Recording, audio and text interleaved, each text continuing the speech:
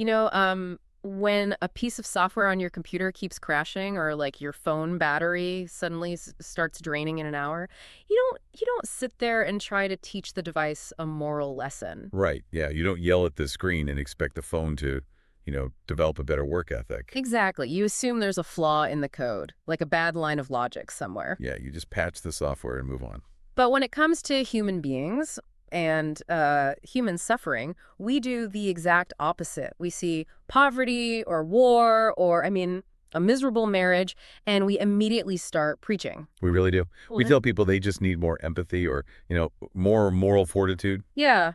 We treat human misery as this like personal moral failure rather than a systemic design flaw.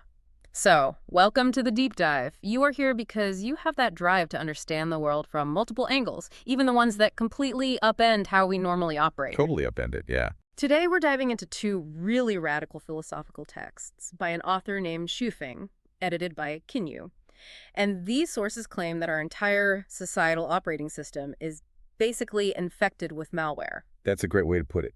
The core premise here is a massive paradigm shift. Lifechanyuan argues that almost everything making us miserable isn't our fault. Right, it's the system itself. Exactly. The actual program of human society is just coded wrong. Hmm. He's essentially arguing for a complete teardown of the institutions that govern our entire lives. But it's a huge claim. It's massive. The texts propose that all these deep-seated human issues, from how we care for the elderly to raising kids to global warfare, they can only be solved by throwing out the old code entirely. And he has a specific replacement in mind, right? Yeah, he advocates for this utopian model called the second home, which is created by Lifechanyuan. And just to give you some context, Lifechanyuan roughly translates to a sort of spiritual oasis or Zen garden of life. Okay, so it's not just a metaphor. No, not at all. It isn't just a state of mind. Shufeng presents it as a literal, physical community model. He sees it as the definitive solution to the human condition. Wow. And to prove why we need this completely new code, he uses this historical anecdote that I just found fascinating. It perfectly illustrates that tension between moral preaching and system design. Oh, the convict ships. Yeah, that's a perfect example. Right, so it takes us back to 18th century Britain. Prisons were overflowing, so the government's brilliant solution was to transport convicts to Australia, but they outsourced the actual shipping to private captains. Which is where the trouble starts. Exactly. The government paid these private ship owners based on the number of convicts they boarded onto the ship before leaving the English port. And that specific incentive structure created an immediate humanitarian disaster. I mean, think about it. If you are a ruthless ship owner in the 1700s, and you've already been paid per head at the dock, Your singular goal is just to cram as many bodies into that hull as physically possible. your profit margin is locked in before you even raise the anchor. And the results were horrific. The air quality was abysmal, people were starving, and the captains literally had zero financial reason to care if anyone survived the months-long voyage. Because they already got their money. Right. So the mortality rate was staggering, hovering around like 12% on average. The text mentions one specific ship that loaded up 424 convicts, and 158 of them died before they ever saw land. That's over a third. Just awful. It's wild. So the British government sees this happening, and their first instinct is, of course, to try and fix it with moral oversight. The moral band-aid. They tried to mandate living standards, right? Right. They send government officials and doctors on every single ship to supervise the captains. Yeah, they're hoping these officials act as a moral compass, ensuring the convicts are treated like human beings. But throwing money at a moral band-aid doesn't work when the underlying wound keeps bleeding. The ship owners just bribed the government officials and the doctors. And if they couldn't bribe them. They literally murdered them, thrown overboard in the middle of the ocean. Oh my gosh, that is so dark. It is. And the mortality rate didn't budge. Morality completely failed to solve the problem because the financial incentive to overcrowd the ships was still perfectly intact. So preaching didn't work. No. The government finally realized they couldn't preach their way out of the crisis, so they changed the program. They fundamentally altered the payment structure. Instead of paying for every convict that boarded the ship, they withheld payment until the ship arrived in Australia. Yes, and they only paid for the convicts that were safely delivered alive. Because now their profit margin relies on a heartbeat, not just a head count. Suddenly, the ship owner's bottom line is directly tied to keeping these people healthy. And the shift was immediate. Almost overnight, captains started buying citrus to prevent scurvy. They improved the diets, cleaned up the living conditions, and actively brought on their own medical staff. And the mortality rate plummeted from 12% to 1%. 1%. It is a brilliant synthesis of Shuifeng's main thesis. If a state of affairs is persistently bad, moral preaching is entirely useless. You have to change the program. Exactly. Once you change the underlying program, the chaos disappears. The captains didn't suddenly become better, more moral people. The environment they operated in just demanded different behavior. It really makes me think of video game design. Like, let's say you build a level and there's a giant pit right in the middle of the path and players just keep falling into it and dying. Right, yeah. You don't put up a little warning sign in the game that says, please be careful. It is your moral duty to jump over the pit. You don't give the player a lecture. No, you don't educate the player on pit avoidance. You just patch the game and remove the pit. That's a great analogy. The warning signs are our religions, our moral codes, our societal expectations. The pit is the actual structure of how we live. Wow, yeah. And Zhou argues that humanity has spent thousands of years putting up more and more elaborate warning signs, completely ignoring the fact that we have the power to just patch the game. So, if society is the macro operating system, how does Yufeng apply this program update to modern life? Like, fixing a shipping contract in the 1700s is one thing, patching all of human suffering is another. Well, he applies this logic to the most persistent problems that have plagued humanity for millennia. And he offers the Lifechanyuan second home mode as the ultimate patch. Okay, let's look at some specific mechanics. What about elderly care? Our current program is basically twofold: rely on the biological family, or rely on financial accumulation to pay for a nursing home. Right, we lean heavily on moral sayings about filial piety. We expect children to dutifully care for their parents out of love and obligation.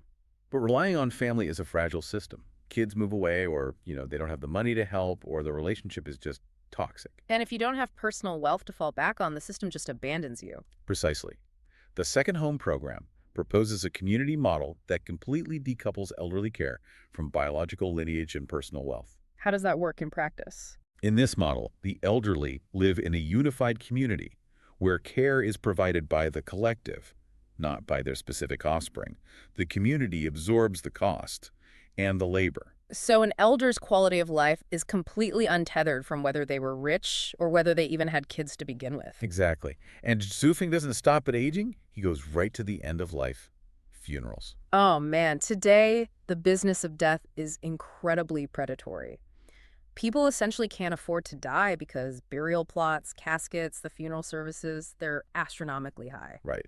So the proposed update here is the Lifechanyuan funeral system, which claims to offer affordable, graceful departures by standardizing the process within the community. It removes the profit motive from mourning entirely. Which honestly sounds like a relief, but he goes No. even bigger than that, right? Oh, the scope of this recoding extends to global warfare. Yeah, tell me about that. Suifane asks a very blunt question: why do wars happen? Not because humans are inherently evil, but because nations exist. Right. He argues that humanity doesn't lack the wisdom to solve war. We just refuse to change the program that generates it. So what's his mechanism to fix it? Total global unification. Erase the borders, dissolve the nations, and establish a single planetary administration.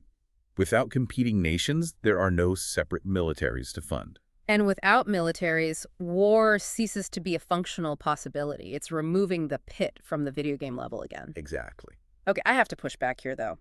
Dissolving nations is a massive logistical hurdle, obviously. But where this text gets incredibly jarring for me is how it handles personal, intimate relationships. Yeah, this is where it gets very controversial. Like, Shufeng suggests completely abolishing marriage. He argues that because almost no one can handle marital relationships perfectly, and because the institution causes so much jealousy and pain, the solution is just no more marriage. Just scrap the whole thing. And he goes even further with children. The text says biological parents pass on flawed worldviews, so we shouldn't raise our own kids. Right. Handing them over to the community. Yeah, instead they should be raised by, quote, perfect teachers in their spiritual realm. I have to be honest, to a modern listener, this feels less like fixing the game and more like refusing to play it. Isn't this just eradicating human connection? It is an incredibly jarring concept, especially from a Western individualized perspective. But let's unpack the cold logic of his argument, because he bases this on what he calls empirical evidence. Okay, let's hear it. Kwomefong points out that we have thousands of years of human history proving that we simply cannot handle the concept of private ownership applied to relationships. Private ownership of people. Yes, the pain, the domestic disputes, the broken homes. He argues that trying to fix marriage with couples counseling or relationship advice is like trying to fix the convict ships with moral preaching. It's a doomed effort. So just remove the incentive structure. Exactly. The second home mode eliminates the institution of marriage to remove the root cause of that specific pain.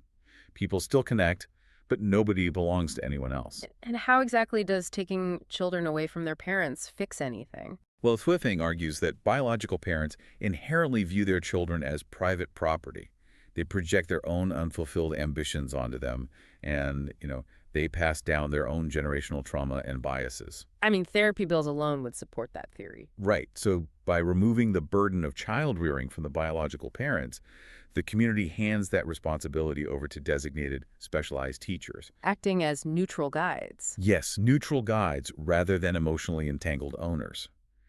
The text claims this ensures children develop objective, healthy values, while parents are entirely free from the immense labor and anxiety of child rearing. Wow. And significantly, Swefeng claims Lifechanyuan isn't just theory. He states they have proven this works through 10 years of active, daily practice in their actual communities. That is a staggering claim. Like, you are fundamentally incapable of loving a partner or raising a child without causing damage, so let the community system handle it. Yeah, it's a hard pill to swallow for most. And the text doesn't leave any room for ambiguity about who is architecting this ultimate system, does it? It does not. Here is where the text makes its boldest, most definitive conclusion. It states that looking at all historical figures, prophets, and modern thinkers, only one entity can lead humanity into this era of peace. And that is? The deiform Buddha of Lifechanyuan, which is Swefeng himself. Of course it is. And to understand the magnitude of this claim, he specifically mentions that he surpasses the Zivai saint. The Zivai. Yes, in Chinese prophecy and esoteric traditions, the Zivai saint is this highly anticipated messianic figure expected to unite the world and bring about spiritual salvation. Oh, wow. So he's saying he's bigger than the ultimate prophesied savior. Explicitly, he is stating his framework supersedes even the most profound prophetic saviors in history. So if society is the macro operating system and Zhu Feng is offering himself as the ultimate programmer, what happens to the user trapped inside the currently corrupted OS? Like, what does it actually feel like to live inside a broken system day to day? That exact user experience is what Swefeng maps out in his second text, The 8 Sorrows of Life. Ah, okay. So we move from the macro level coding of society to the micro level psychology of the individual. Exactly. And Swefeng starts by completely dismantling traditional ancient wisdom. There's an old Eastern saying about the 3 great sorrows of life. Right, losing your father when you're young, losing your wife in middle age, and losing your child in old age. Yes, but Swefeng explicitly rejects that framework. He points out that these 3 ancient sorrows are heavily male-centric. They literally only apply to a husband and father's perspective. That makes total sense. Furthermore, he argues they are circumstantial. They are tragedies of chance and cultural expectation rather than inherent flaws in the human developmental journey. So he proposes a completely new list, the 8 sorrows. And looking at them, they meticulously track the developmental and spiritual decay of a human being from birth to death under our current societal code. They really do. Let's walk through them. The first sorrow is a lack of maternal love in infancy, a fundamental failure to establish a baseline of security at the very beginning of the human program. Which leads directly to the second sorrow, a lack of playmates and insufficient opportunities for joyful play during childhood. And we often brush off play as just kids blowing off steam, but Zhuofeng elevates it to a core tragedy. Why?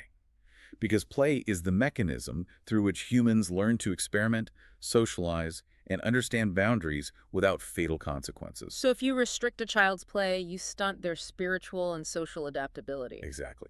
Which sets the stage for the third sorrow, hitting during adolescence the lack of guidance on simply how to be human. Yeah, if you aren't taught how to navigate existence, how to manage your emotions, or understand your place in the universe, you just stumble blindly into the fourth sorrow during your youth. And the fourth sorrow is the lack of love and the failure to establish core beliefs in your youth because you waste all your time and energy chasing marriage, family, and material desires. Oh, this connects right back to his anti-marriage stance from the first text. It absolutely does. Think about your own life, especially your 20s and 30s. How much of your vital, youthful energy was consumed by the stress of getting a mortgage, finding a spouse, or climbing a corporate ladder just to afford those things? Oh, totally. You can see the connective tissue between the two texts so clearly here. Shuefeng views the default path of house and spouse not as a milestone of success, but as a tragic distraction. Right.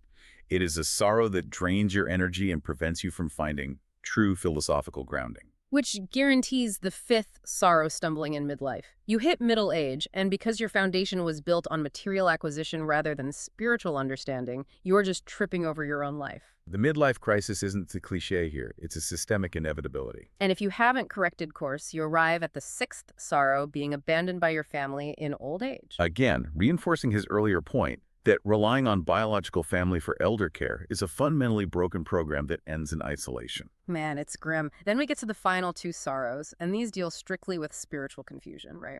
Yes. The seventh sorrow is the mistiming of religious texts. Specifically, learning the Bible in adolescence, Buddhist scriptures in youth, and the Quran in old age. Why does the timing matter so much? Shafang argues there is a correct chronological order to spiritual awakening. Approaching these massive complex texts at the wrong developmental stage causes deep psychological confusion rather than enlightenment. You are trying to run advanced software on hardware that hasn't been upgraded yet. I love that analogy. And the eighth, final sorrow is delving into cultivation methods, supernatural abilities, and metaphysics. Right. Now, to be clear, cultivation methods here doesn't mean growing tomatoes in your backyard. Haha, no. In Eastern spiritual traditions, cultivation refers to esoteric practices like rigorous meditation, qigong, or asceticism aimed at achieving immortality, opening the third eye, or unlocking supernatural abilities. And Zhuifeng views this as the ultimate trap.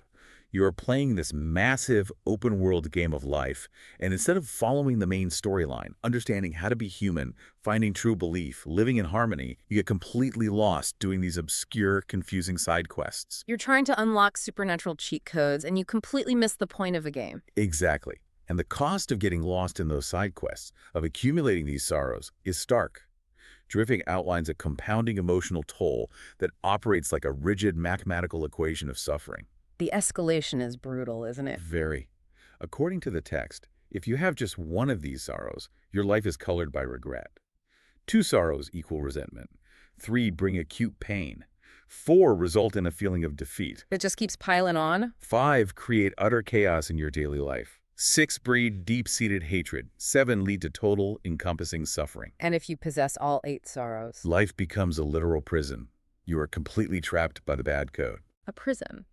And of course, just like in the first text, Shuifeng doesn't just diagnose the disease, he claims to hold the only cure. Right. He explicitly states, quote, I have the supreme method that can resolve these 8 sorrows. It maintains that overarching theme humanity is lost, the programs are broken, and this specific philosophy, guided by him, holds the singular key to salvation.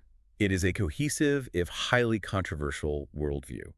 Whether we are looking at the horrifying mortality rates on an 18th century convict ship, the modern predatory pricing of a funeral, or the internal spiritual decay of a misspent youth chasing a mortgage, the root cause is always identified as a systemic error. We've covered massive ground today, from changing the payment structures for ship captains to the radical ideas of abolishing marriage and handing kids over to spiritual teachers. It's a lot to process. It really is. Yeah. But for you, listening right now, the core insight here, the thing that really sticks, is that tension between willpower and system design. Think about your own day-to-day life. Where are you fighting the system instead of changing it? Exactly. What persistent recurring problems are you trying to solve by just white-knuckling it?